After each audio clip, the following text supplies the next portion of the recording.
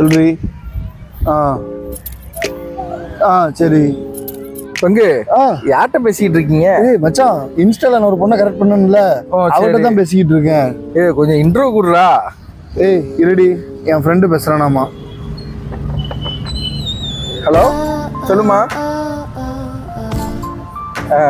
சங்கீத ஸ்வரங்கள் ஏழே கணக்கா இன்னும் இருக்கா எந்தவோ மயக்கம்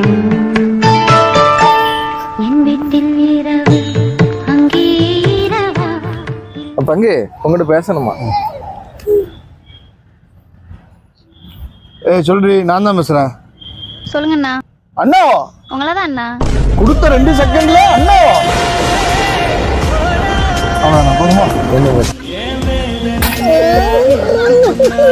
சில்லு சில்லுன்னு நெக்ஸ்ட் வீடியோல சந்திப்போம்.